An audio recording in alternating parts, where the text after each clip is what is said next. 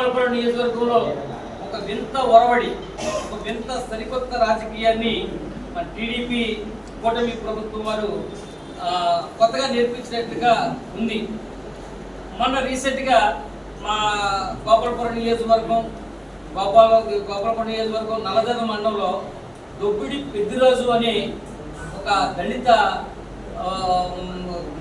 పార్టీకి చెందిన కార్యకర్త అనడం కన్నా ఒక దళిత యువకుడు ఒక కుటుంబ జీవనోపాధి నిమిత్తం ఒక రోడ్డుకి కొద్దిగా దూరంలోనే ఒక షాపు వేసుకుని సుమారు ఆ షాపు 20 నుండి 30 సంవత్సరాల వరకు అక్కడే ఉండి ఏదో కొబ్బరి బండాలు ఏదో చెరుకు రసం అది అమ్ముకుంటూ జీవనాన్ని కొనసాగించుకున్నాడు. దానికి నియరెస్ట్గా పక్కన అతని ఇల్లు కూడా ఉంది. ఈ దాదాపు ఈ 20-30 సంవత్సరాలు అతను అక్కడ వ్యాపారం చేసుకుంటే ఎవరికి ఏ విధమైన ఇబ్బంది లేదు. కానీ ఈ కొత్తగా ఏర్పడిన కూటమి ప్రభుత్వం, మరి ఇప్పుడు ప్రస్తుతానికి కూటమి ప్రభుత్వాలలో టీడీపీ ప్రభుత్వాలలో నాకే తెలియని పరిస్థితిలో ఉంది.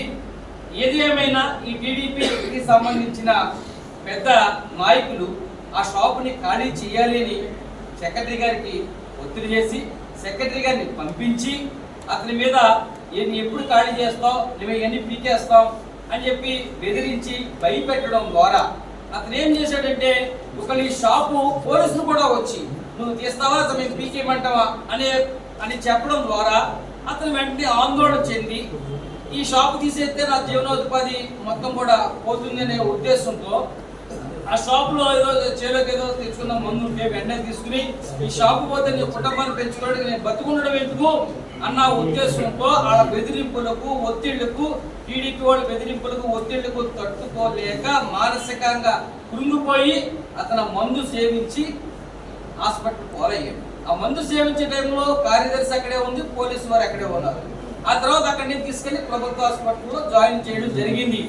ఆ జరిగినప్పుడు ఎవరు వెళ్తారండి? దానికి సంబంధించిన అంటే మానవత్వం అనేది మనిషికి ఎంతైనా ఉండవలసిన అవసరం ఉంటుంది.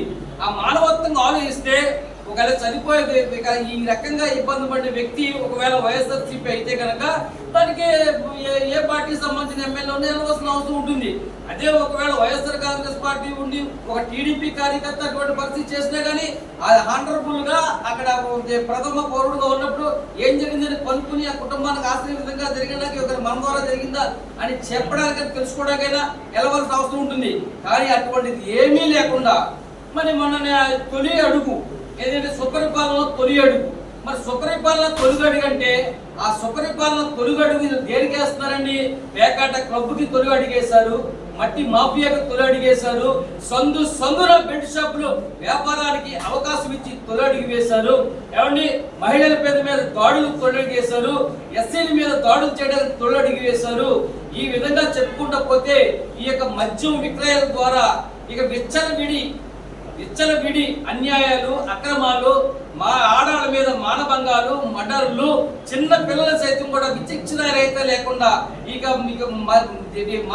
మాదక ద్రవ్యాలకు బానిసలైపోయి ఇటువంటి అత్యాచారాలు, అరాచకాలు చేయడానికి కారణమైనటువంటి తొలి అడుగుగా మనం దీన్ని అభినందించాలి.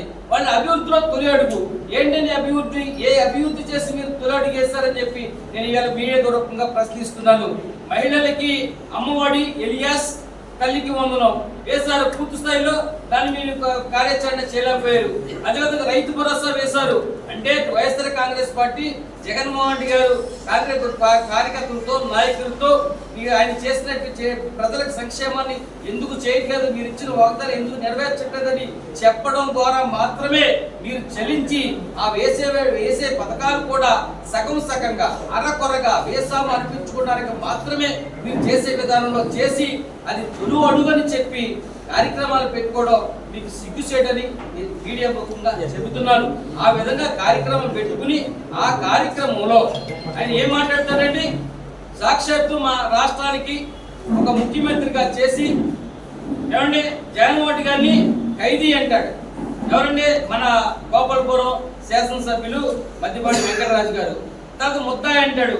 అంటే ఒకవేళ గౌరవ అధికార పార్టీలో ఉండి ఒక ఎమ్మెల్యే ఉన్న ఎమ్మెల్యే గారికి ముద్దాయికి ఖైదీకి కూడా వ్యత్యాసం తెలియనటువంటి పరిస్థితుల్లో ఉన్నారు. మరి చంద్రబాబు గారిని ఇదే ఎన్నికల ముందు ఇదే రాజమండ్రి సెంట్రల్ జైలుకి స్వప్న బ్లాక్ లో పెట్టారు. మరి ఆయన ముద్దాయిగా సీఎం అయ్యాడా, ఖైదీగా సీఎం అయ్యాడా? ఒకవేళ ఖైదీగా అయితే ఖైదీ 420 చంద్రబాబు అనే చెప్పుకోవాలని చెప్పి ఈ మీడియా ప్రకారం చెప్తున్నాను. ఒక ఖైదీ జగన్మోహన్ రెడ్డి గారు అయితే గనక మరి ఖైదీ 420 చంద్రబాబు కూడా అయ్యి ఉంటారు కదా అన్న విషయం ఒక శాసనసభ్యులుగా మీరు తెలుసుకోవాలి కదా.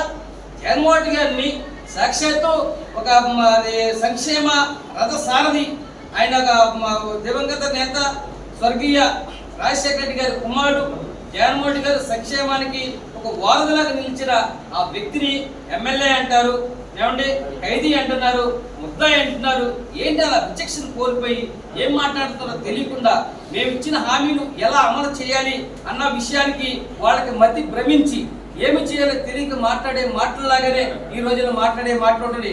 ఆ మాటల్లో భాగంగానే మా నియోజకవర్గంలో నల్లజల్లులో ఒక తొలి అడుగు సుపరిపాలన అనే దాని మీద అట్టాసంగా ఆరంభంగా మేమేదో సాధించాం, మేమేదో చేస్తున్నాం అని చెప్పి పెట్టే ప్రోగ్రాంలు పెట్టి ఆ ప్రోగ్రాంలు మీరు ఎవరిని ఆపాదించారు? సాక్షాత్తు రాష్ట్రానికి ఒక దళిత హోంమంత్రికి అవకాశం ఇచ్చి దళితుకి ఔన్నత్యమైన స్థానాన్ని జగన్మోహన్ గారు ఏర్పాటు చేసి దళితులు హక్కులు చేసుకుని ఇద్దరిని దళితుని ఉప ముఖ్యమంత్రిగా చేసి మంచి హోదాలో స్థానంలో దళితులను జగన్మోహన్ గారు ఉంచితే అదే దళితుడు ఎందుకు చనిపోయాడు ఆ గ్రామంలో?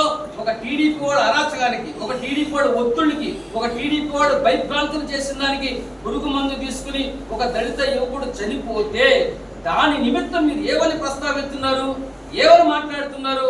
అర్థం లేకుండా అర్థరహితంగా గెద్దల్లా వారిపోతారు. ఎక్కడ గెద్దల్లా వారిపోతారు?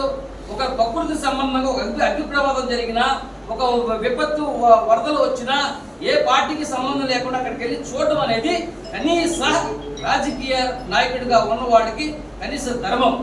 ఆపదలో ఉన్నవాడిని పలకరించడం వెళ్ళడం అది మానవత్వం. అంటే ఆ విషయం తాగిన పురుగు మందు సేవించిన వ్యక్తిని పలకరించడానికి వెళితే ఆ యొక్క వ్యక్తిని పలకరించడానికి వెళ్ళి అతను అపస్మార స్థితిలోకి వెళ్ళి ఒక 7 రోజులు ట్రీట్మెంట్ తీసుకుని అతను చనిపోతే అక్కడికి వెళితే గెద్దల్లాగా వెళ్ళిపోయారు. అంటే వైఎస్ఆర్పీ వాళ్ళు గెద్దల్లాగా వెళ్ళారా? నేను చెప్తున్నానండి, మధ్యపాటి వెంకటరాజు గారు ఒకటే గోపాలపురం నియోజకవర్గంలో దేవరపల్లి ఎంఆర్ఓ ఆఫీసులో సర్వే నెంబర్లో అవకతవకలు ఉన్నాయని చెప్పి ఒక సర్వేతో వాగ్వివాదం పడుతూ గుండి ఆగి చనిపోయాడు. ఇది వాస్తవం కాదా? అతను దళితుడు కాదా? అతను మీ పార్టీకి సంబంధించిన టీడీపీకి సంబంధించిన హార్డ్ కోర్ వర్కర్. అతని పేరు చెప్తానండి, డిఎల్ వెంకటరావు. అప్పుడు మేమైనా గద్దల్లో వారిపోయామా? దాన్ని ఇష్యూ చేశామా? ఒక ఎంఆర్ ఆఫీసులో అధికార గవర్నమెంట్లో ప్రభుత్వ అధికారుల నిర్లక్ష్యంతో జరిగిన ఆన్లైన్ అవకతవకలకే అతను ఆవేశపడుతూ ఆరాటపడుతూ నా భూమిలకు అయిపోయిందని అడుగుతూ గుండాకి చనిపోయిన వ్యక్తి చనిపోతే మేము గద్దల్లా వారిపోయి దాన్ని ఏమన్నా ప్రశ్నించడానికి మేము అడిగామా? జరిగింది, అది అన్ఫార్చునేట్లీ జరుగుతాయి కొన్ని అని మేము చూసి అది జరిగిన పరిణామంగా ఉద్దేశం. అదేవిధంగా గోపాలపురం నియోజకవర్గం నోట్ చేసుకోండి.